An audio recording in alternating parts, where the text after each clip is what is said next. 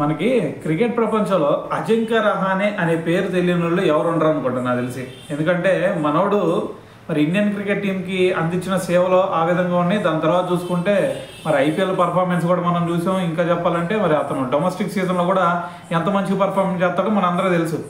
అయితే మరి ఇక్కడ వచ్చిన మ్యాటర్ ఏంటంటే అజింక్య రహానే మరి మొన్నటి వరకు ముంబై టీంకి ఇది డొమెస్టిక్ సీజన్లో ముంబై టీంకి కెప్టెన్గా చేస్తూ ఉన్నాడు కదా. అయితే ఇప్పుడు ఆ కెప్టెన్సీ బాధ్యతల నుంచి తప్పుకుంటున్నట్టు ఒక ట్వీట్ అయితే చేయడం జరిగింది. ఎందుకు భయ్యా అంటే ఇక్కడ రహానే ఒకటే చెప్తున్నాడు, ఇది ఇప్పటి వరకు నేను చేశాను, దాని తర్వాత ఫ్యూచర్ దృష్టిలో పెట్టుకొని మరి ఖచ్చితంగా ఒక కొత్త కెప్టెన్ రావాలా, సో నేనైతే త్వరలోనే రిటైర్మెంట్ ఇచ్చే ఛాన్స్ ఉంది కాబట్టి మరి కొత్త కెప్టెన్ రావాలా, అందుకని చెప్పేసి నేను తొలుగుతున్నాను బయట పక్కకి. మరి పూర్తిగా వెళ్ళిపోతానా అంటే పూర్తిగా వెళ్ళిపోయే సిచ్యువేషన్ లేదు. నేను మరి ఒక ప్లేయర్గా అయితే కొనసాగుతాను, కాకపోతే మరి టీం విజయం ఏదైతే ఉందో దాంట్లో మాత్రం నేను కీలక పాత్ర పోషిస్తాను అని చెప్పేసి ఒక స్టేట్మెంట్ ఇచ్చాడనమాట.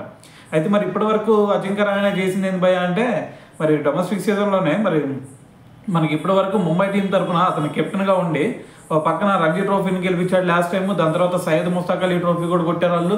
సో ఇంకా చెప్పాలంటే ఇరానీ ట్రోఫీ కూడా, సో దాన్ని కూడా గెలిపించాడు ఒక కెప్టెన్గా ఉండి. సో మరి అజింక్య రహానే చేసిన అచీవ్మెంట్స్ అయితే ఇవన్నమాట.